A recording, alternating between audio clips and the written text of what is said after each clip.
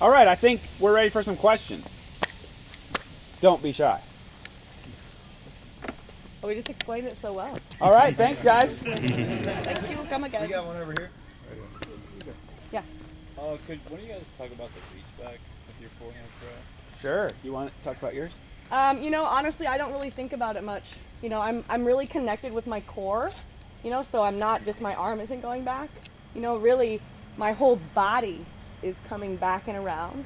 So I'm keeping my elbow is mostly bent still, and then I'm coming through with the forearm parallel to the ground. And it's not something that I really think about a lot, honestly.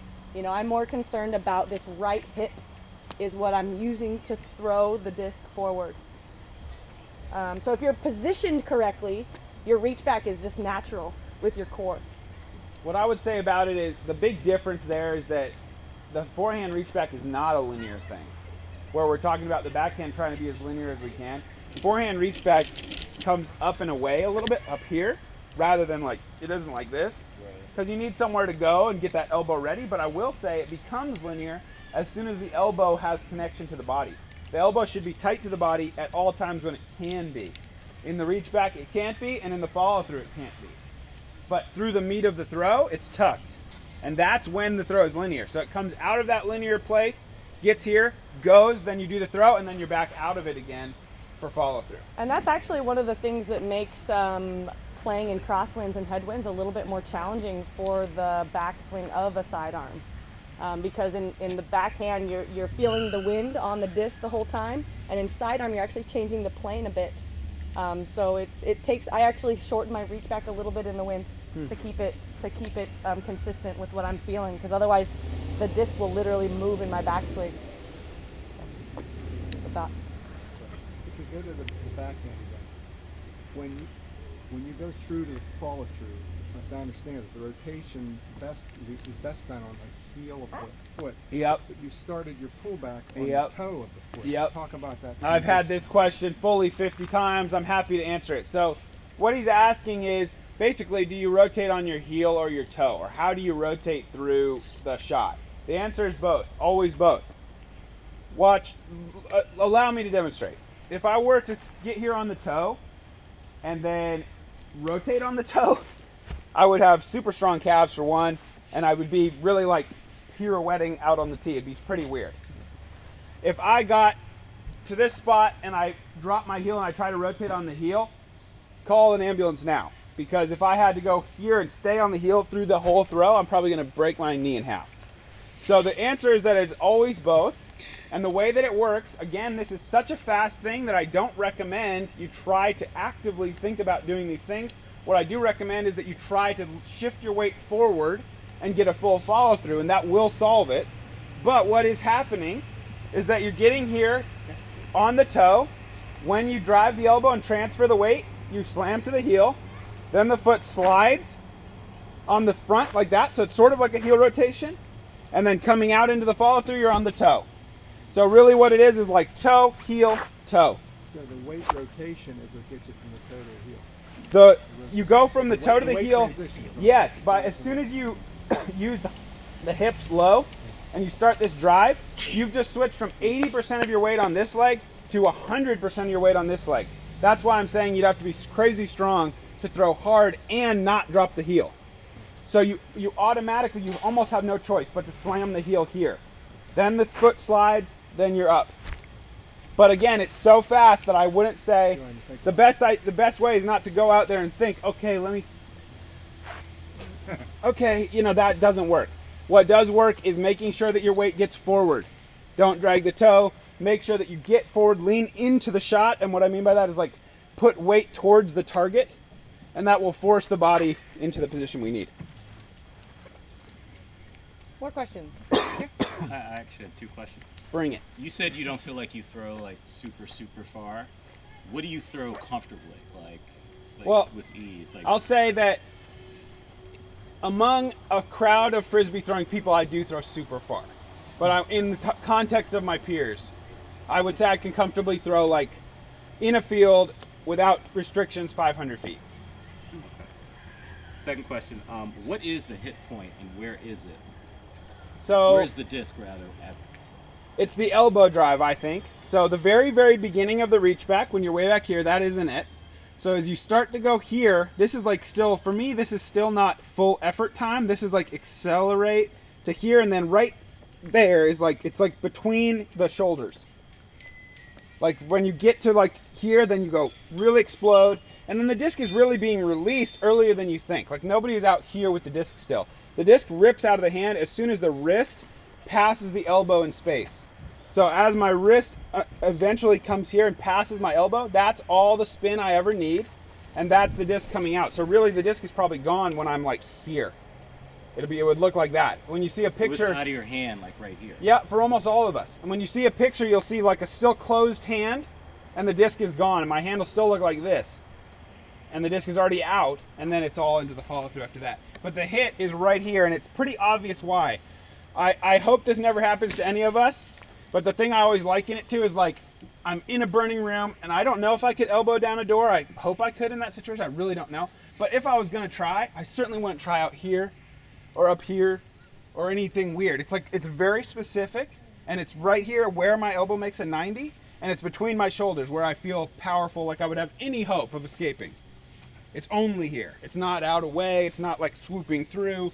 It's all these funny things that people do with the disc, but they would never do. The less scary one is the starting the lawnmower, but I like to put the fear in you guys, make sure you really go after it. Now, are you overloading the shoulder? What do you mean by overloading? Like I think, like I've heard people say, you should make sure the shoulder's locked in place before you bring your elbow through. I would say that like I'm talking about, that's kind of for me, I would talk about that as low body first. Okay. So you just need to make sure that you've initiated this, and then you can follow the shoulder. Really focusing on the core is really going to help you more than focusing on your arm. Yeah. Same with the sidearm. You know, your hit zone in the sidearm is here for me. My arm it's just doing what my body's telling it to do. You know, it's really just it's just delivering the disc. It's all the power is here. And to Yes, you want. kind of follow up with that, so you really still are starting with the shoulder then, because I heard the burning building thing, and I think I actually hurt myself trying to really like drive my arm through before my shoulder. Uh-huh. And I got like tendonitis in my shoulder now because I think I was like hyperextending. So you still want to start shoulder. Definitely. And then like really make sure to pull through. Yeah, I mean, I think it's all connected, obviously, the shoulder and the elbow. But I think the beginning of the shoulder, like we're talking about, is coming from the low body, and that's initiating the motion that you follow in with elbow drive. That's how I think about it. Okay, well, that's helpful. Oh, and I wanted to ask too about, I guess, like bringing your body through with the forehand, because I think I'm still using a lot of just like throwing my arm. Yep. So keep that core tight. You know, make sure you're low enough. If you're high, then you can't initiate your core muscles. You know, so make sure you're low, and that you're really initiating the throw and attaching the entire arm to your hips. And like the throw is literally, when you really get it, you're gonna throw with this hip, and your arm is just the tool. You know, this hip is what will give you everything you need. So since you guys are both like good sidearm players, are there specific shots where you feel like there's like a definite difference or benefit to just like a backhand Anheuser shot or turnover shot versus Yeah, sidearm? the lines Is are there, different. Absolutely. When would those be like for both of you individually? Well, I think it'll be the same for both of us. It's the disc flies inherently different. So a turnover can be shaped like straight for 200, and then like just a slight adjustment, and like kind of straight again for like another 200. Where the sidearm can go like, it can never break halfway and then make a new straight. It can go out like 70-80% and then die like a backhand hyzer would. But you could never throw a sidearm not very easily. You could throw an extremely flippy disc and sort of mimic that shape if you late stand it, but that's super hard to do. Generally, it's going to be those shots where the break in the hole or the break in the shot is like closer to us, and then there's more extension on the finishing part of the shot, because the sidearm can't do that gentle move. It goes out and then it falls. Just like a backhand hyzer can't do that gentle move. The only way to do it is super, super flippy and throw it like down here and then late stand the disc, but that's like so much tougher than like a backhand turnover. Also, a lot of times I'll get blocked by trees on the right side. Yeah, that's You know, really so good point. you know I have to like step out, or it just forces the Annie backhand. Yep. Total rookie. Where do I start? Right here. Well, you already started by coming to this Right clinic. here, right now. I would say, you can start from standing still if that's what you'd like to do. If that makes you feel comfortable. It can be really hard to put all the moving parts together.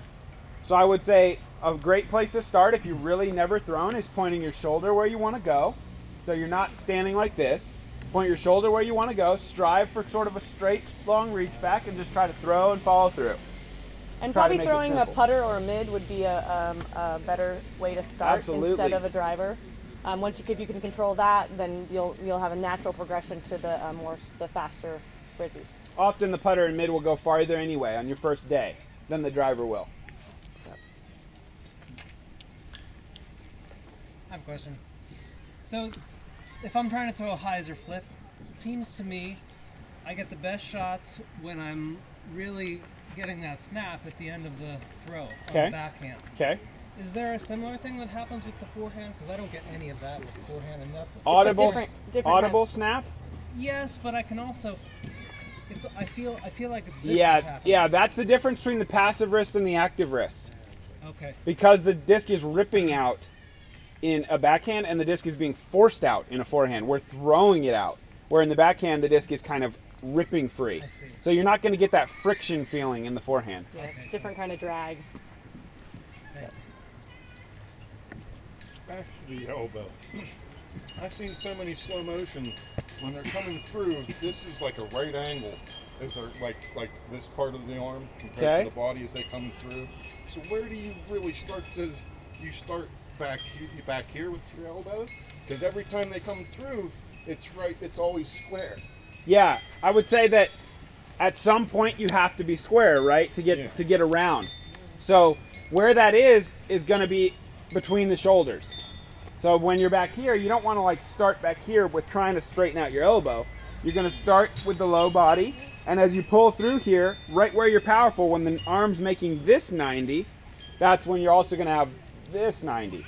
Because you're kind of talking about this 90, right? Yeah. Yeah, I think they happen at the same time. Okay. And I find it more useful to not to think about your elbow, but think about pulling the disc in a straight line, and then your arm has to do that. If you're keeping your arm straight, it would go down here. So keeping the disc in a straight plane helps me with that problem. When you go to drive, how low do you keep your knees bent? Because sometimes I have trouble I'm going here or higher. I just don't know where to keep my knees on. I think it's a comfort thing a little bit, but I think the basic idea is that you're trying to be an athlete, so you want to bend your knees in such a way that it feels easy to move your weight between your feet. Okay. So I wouldn't squat, but I would want to be enough bent that I can easily feel like I can go "Wah," and move my weight over here, move my weight over here. And you're going to start higher than you're going to do the hit zone. You're going to be just like the sidearm, maybe not as extreme, but you're going to start higher, and then once you're in your motion, you'll be down. So I have a quick question. A friend of mine was saying that he saw something online where you could use a tea towel. So if you're looking for low tech, not in the field practices, a tea towel and they can make a snapping sound and what you were talking about. Of course. Go straight through. Yep.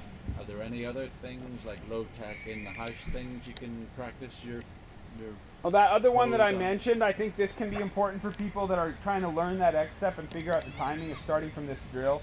I use this drill in all my, I taught disc golf at Oregon State University for 4 years, and I used this drill with all my students. And they could only throw putters, our pro darts, for 6 weeks, and we would start from here before we would X step, and just practice on making the timing of the arm reach and the leg reach at the same time. So you expand out to like this at the same time, and you can do that in the house, and then remembering that thing that I talked about quick low, feeling what that feels like. But then the towel thing is great. The towel thing is just practicing explosive acceleration.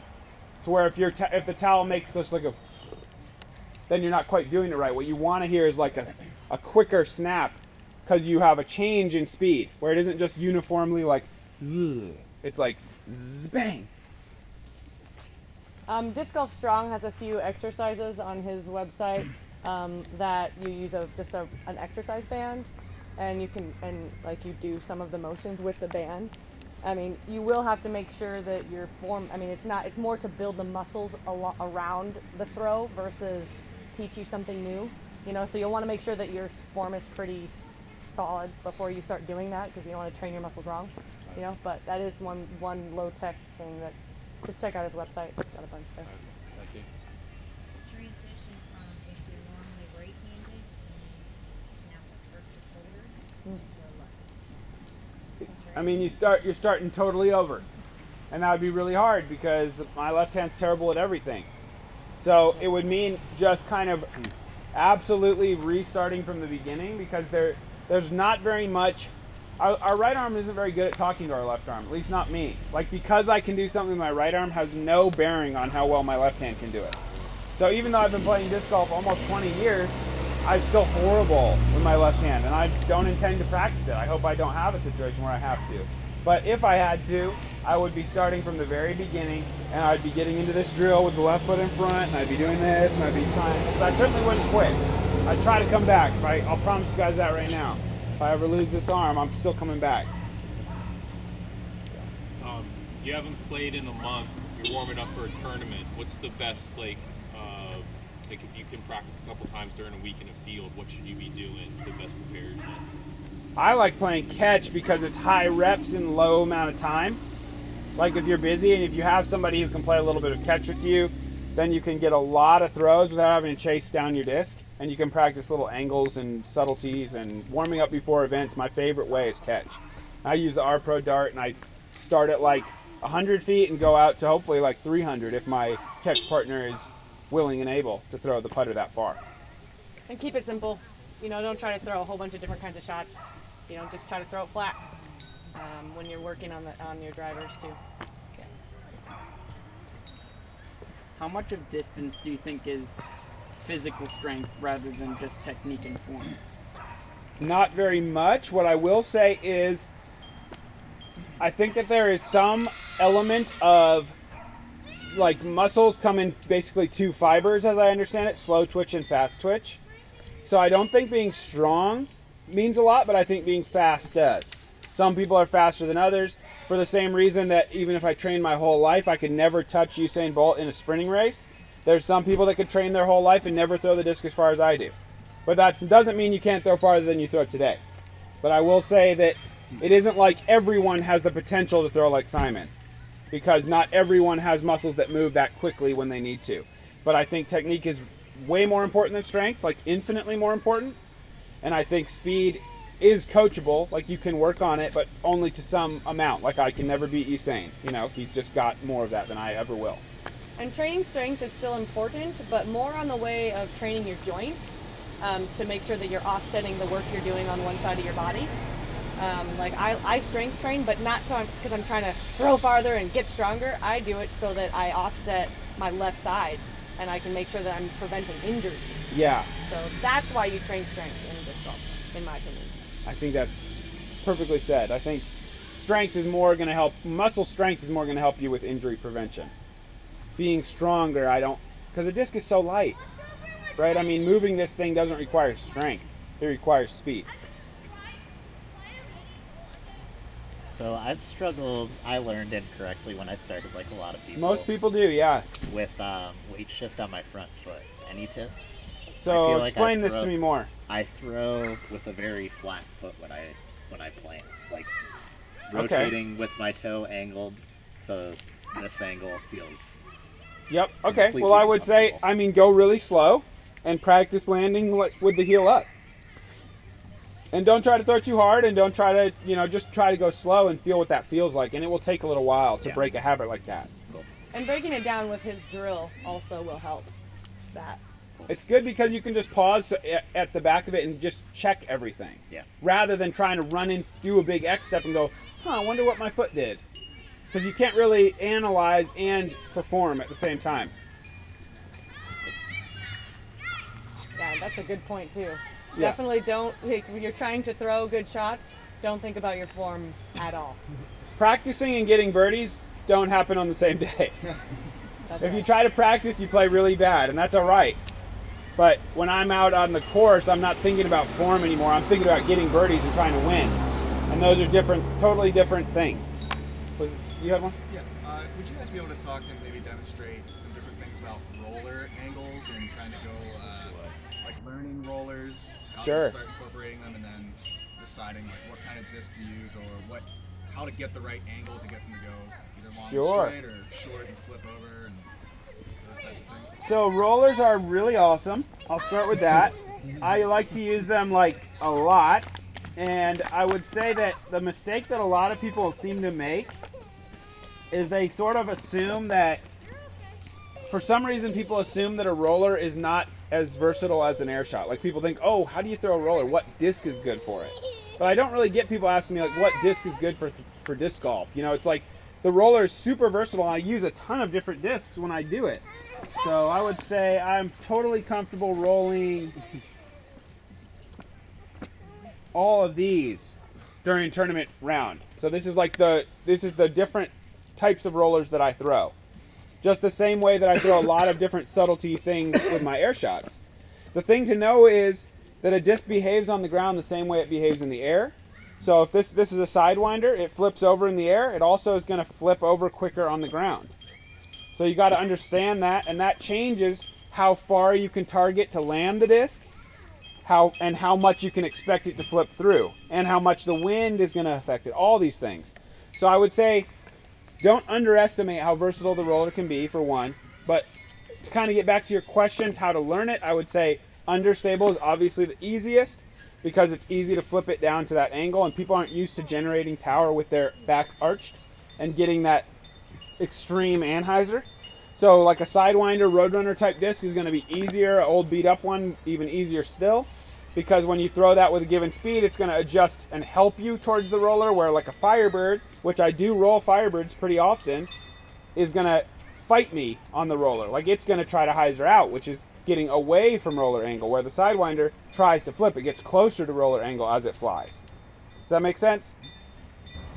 And I only throw a sidearm power roller, which I use a really overstable disc, like an Enemy, which is similar to a Firebird. Mm-hmm. And it's almost an overhead shot for me, because I'm coming down about 1 o'clock.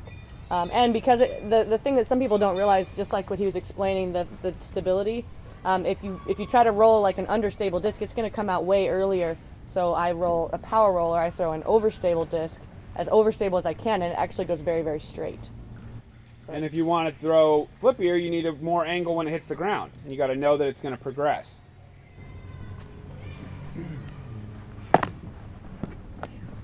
I got a question. What do you guys do to prepare for an event, for a tournament mentally? Well, how do you get yourself in the right mindset to go out and compete? I just it's pretty simple. I mean, I play the course and practice it. I get my game plan, decide what shots I think are going to be the best.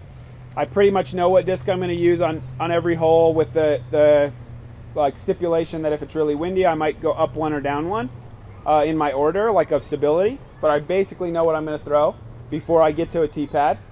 And then as far as mentally, I mean, for me, there's no big secret to it. It's just kind of like confidence for me, where if I'm going to play good, it's like I'm sitting there the night before going, man, I'm really good at disc golf. Here we go. Like I'm going to show people how good I am tomorrow. Not like, oh, I hope this goes well, where it's like, it's hard to do, but you just kind of, tell yourself that you're awesome at it. I think that actually helps. Oh yeah, certainly.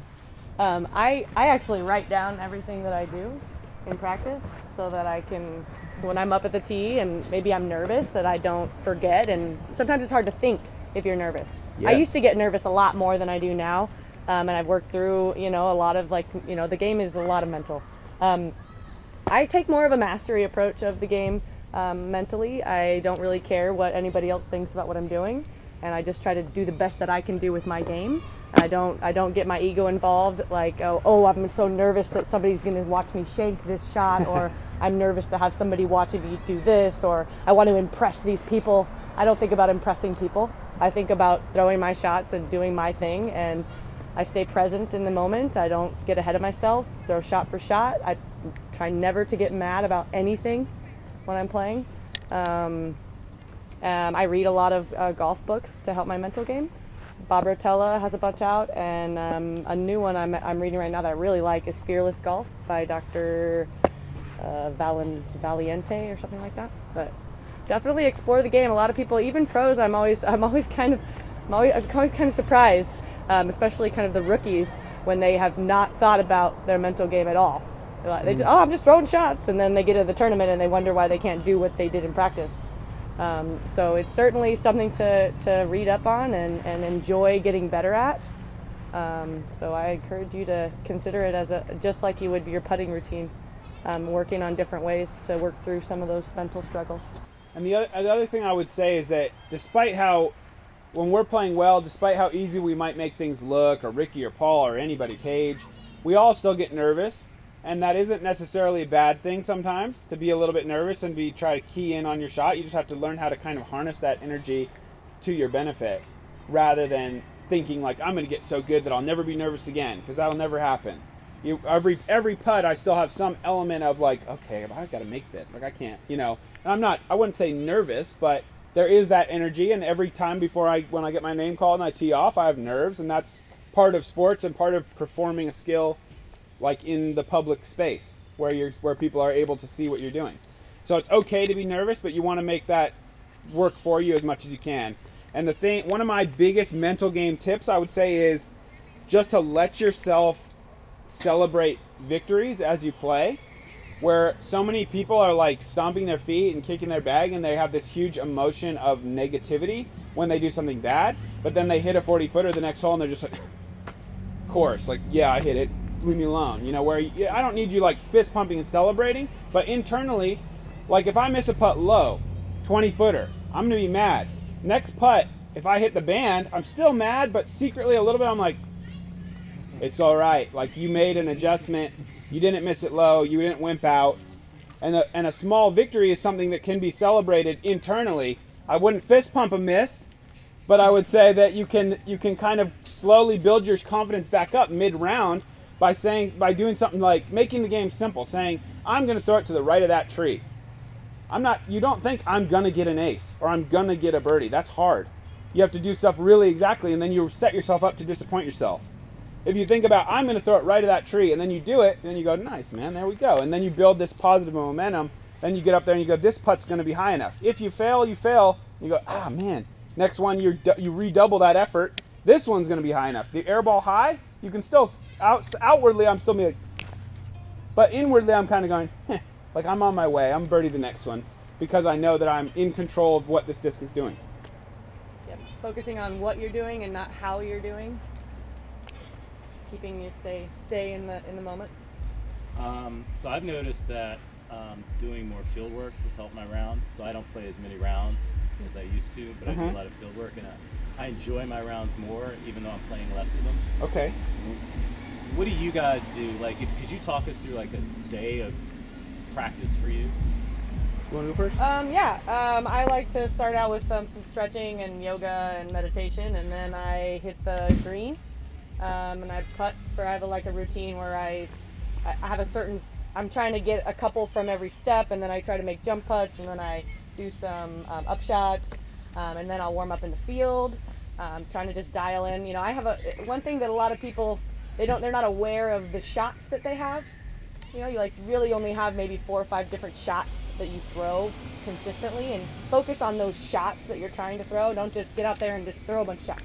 Throw the ones that you know you're trying to throw on purpose. It doesn't have to be, 50 different angles. It's probably 4 or, different discs. So and that's why we carry so many discs, so we don't have to throw 50 different angles. Yeah. And then I hit the course, and it's I try to really only throw 1 shot per tee, honestly. If I know what my discs are doing and I'm executing them, if I hit the shot the first time, I'm going to move on, and I'm going to throw a bunch of up shots, putt a few times, check out the different parts of the green, write down what I'm doing in the book, and then move on to the next hole, finish it out, and then I'm going to stretch at the end. I do a little bit of rehab at the end as well on my joints through Disc Golf Strong. He gives me some exercises that work on my problems, and then I'm going to relax and do other work after that. Is that a 6-hour day, 7-hour day, 5-hour day? Yeah, no, it's a lot of hours. Yeah. it's a full work day. Yeah. I would say I could learn some stuff from her for sure. I don't stretch enough at all, and I'm not much of a field work guy either. I find it pretty boring. So I will go to the field. What I go to the field for is like prepping for a big tournament. I go there with like 10 destroyers and like 10 Thunderbirds and a couple discs, and I'll throw them and like pick my favorite ones by throwing like for 45 minutes, just throwing them hard and figuring out which one flies like what. But I don't really do consistent field work. I go and I putt before I play a lot of times, like she's saying, and then I will go to a course, and if I'm really trying to practice, I'll just play by myself, and I'll throw a number of different lines on each hole, like where I'll play my primary shot that I think is the best shot, but then I like to challenge myself to like, oh, what if I had to do a backhand here, or why, like, you know, because that you can kind of like imagine the subtleties of a different hole. On a hole, most holes a backhand or a forehand can work. Most holes are like par 3 and under 350 in the U.S. Most holes are that way, and both shots could work. So I like to do both because some holes only one shot works, and you can kind of mimic that by playing some different shots on a hole that really doesn't demand all that much. You can make it more demanding by throwing some shots that you're not as good at. So that's kind of how I do that, and yeah, I don't. There's not much time to practice when you're on the road and playing, because it's like resting is kind of important. So I'll get sore if I try to practice too much, and then I can't throw very far in the tournament. My fingers hurt, and so I will like play what I can leading up, and then it's like on to the next one. And during the season, I'm not doing field work more than maybe 3 times in a whole summer. Usually that for me, it's like the time I find field work the most useful is when I have to dial in a new disc. Yeah, when I'm trying, like if I, lost my money disc and I gotta find the one that's doing what I need it to do, or maybe I just played in the woods and all my discs are flying slightly different, so I might go out and figure out what's going on with as they're changing over time. Also, I guess I would say that before every tournament round, I guess I'm kind of doing field work in that they give us a warm-up field and I go throw there before every tournament round that has a sufficient place for us to warm up, which is most all the tournaments we play now. So I guess that's sort of my substitute for field work, in that every tournament day I'm going there and I'm throwing for 45 minutes. But I don't think of it as field work, I just think of it as kind of more warming up my muscles. And that's all that I'm doing either. Yeah, but I'm also getting input about like, wow, that disc got old, and then I'll like switch one out or something. If I'm in the field and something's surprising me, it's probably time to let that disc go, because I don't want any surprises. What's both of your putting, your practice routine? How many do you throw? I usually I putt until I feel comfortable, until I make. I do actually I think Yuli's the one that came up with it. It's like I putt twice from 5, 6, 7, 8, 9, 10 meters, and I move backwards and forwards depending on how many that I'm making, and then I putt some jump putts from out to about 45. I also depends on the course. Sometimes I have to work on my straddle a little bit more. On a wooded course, so I'll add it straddle putting. There's a whole bunch of different kind of games you can play. I recommend doing like games where you have goals and you reach those goals before you leave. Mm-hmm. A funny story. This kind of show you I'm getting to be pretty old school in disc golf, because me and my brother taught Yuli that game in 2005. Okay, well there you go. So we're actually looking at the inception. In 2005, my brother and I taught Paul that game, and he always comes and thanks us for it. But it's just real simple. It's just that you're picking a spot, say 4 or 5 paces. You're putting 2 putters. I like to putt one, and then I step to the side and putt it to reset and putt the other one. And sometimes I'll putt one from stagger, one from straddle. If I'm feeling adventurous, I'll putt one from knee, whatever it is. And you can only move to the next step back if you make 2. If you make 1, you stay where you are. If you miss 2, you go back in. What it does is it takes you right to the spot where you have problems. Most people it's like 8, and it kind of forces you to kind of go like 8, 9, 8, 9, 10, 9, 10, 9, 8, and you don't waste time putting like a 45-footer that it really doesn't matter that much. I think long putting is the least important skill in disc golf. I think it's really fun to make them. I think it very rarely decides who wins. Whether you make a couple big bonus putts or not, I think it's way more about consistency in your drives and consistency on your shorter putts that you should make. But they're really fun to practice, more so than short putts. But as far as my putting routine, again, I don't do it for a long time. I just go out and putt a little bit. I find it pretty boring, again. Like I'll putt before I play. Like I'll warm up before I play with that type of drill, and I play a lot. but I don't do a whole. It's not like I'm out there putting for an hour. I don't putt for an hour ever. 20 minutes, 25. maybe in the morning and then maybe at night again. You know, Some people if you're feeling like you're bored and you want to work on some stuff, but and some people do. Like Paul will putt over an hour, and he makes a lot of putts. So I don't know. Maybe that's Ricky also putts. Yeah, constantly. Some people putt a lot, and I don't know. They got a different brain than me. Because for me, I just get bored. I can do it for a while, until I feel good. And the thing, like she said, having goals and making little games. One that I like to do that's kind of fun, though it can be really frustrating sometimes, is when I feel about done, I'll go to like sort of a tester range, and like maybe 30 feet, and I'll like do everything I can to convince myself that this is the putt for the World Championship. And I really try to sell it, and it works. It actually makes you a worse putter, which is kind of disheartening in a way. But it will make you can like if you really focus on it, you can like get your hands to start sweating, and the key to it is for me, if I miss it, I got to go inside mad. If I make it, I could go inside happy. But either way, I'm done, and it kind of motivates me in a way. Like if I miss, I'm like, ah, and I go another in. one got away. And it's like what? It's like I don't dwell on it, but it's like I just like to try to put myself in that pressure situation. It's really hard to replicate actual pressure. Yeah. But if you really try hard, I know that you guys can do it. You have to really sell it and really like get in there and take a bunch of time and go, okay, this is it. And you can start to kind of feel the pins and needles a little bit of like, this is a really important thing. Because your body feels different when it's pressure. Oh, yeah. Other questions? In the interest of like boredom or getting burned out, how do you find the balance when you get to a new course for a new tournament and you're learning a brand new place? Do you spend like hours on that course, or you just do like a couple holes a day? How do you find that level of, okay, I feel comfortable with this, or I'm not comfortable, but I just have to do it anyway? I would say, I don't ever do like just a couple holes a day. So I do know some people that do take that approach, like KJ from Europe, he'll do like 6 a day and do like a bunch of playthroughs. But I will just play the course, and I'll throw multiple shots, and I'll come back and do the same thing the next day. And if I have sufficient practice time, I always like to take the day before the actual tournament off if I can.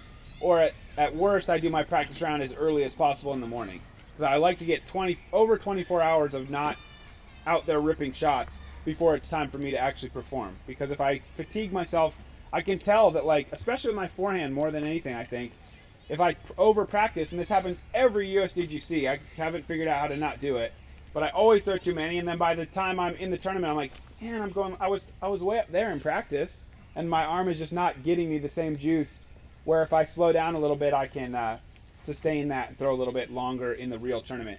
The funny thing about tournaments is they're way easier on your body than practicing, so I actually get stronger as the tournament goes. Like it's weird to think about, but like the tournament day is sort of physically a relief. Mentally a drain, but physically a relief, because I only got to throw hopefully like 50-something shots.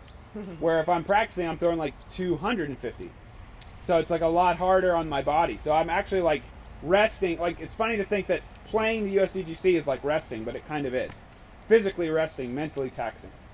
And I totally agree with everything you said. And I play, but I do a little bit different. I've been trying to throw like 1, maybe 2, maybe 3 shots instead of throwing 5 or 6 off every tee in practice. I make sure my body's warm, and then it kind of gives me a bit more of a game time sense.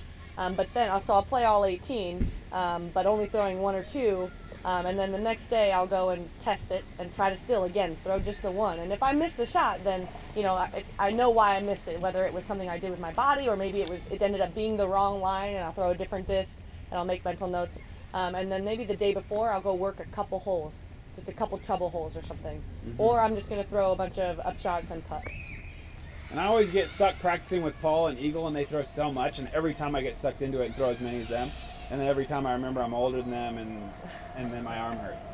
So my practice rounds are pretty quick, a couple hours. I need to be more secure. I need to be more secure in the amount I want to throw like her, because I just kind of get in the flow of it. If everybody on the tee's throwing that many, I'm going to throw that many too. And then sometimes I regret it later.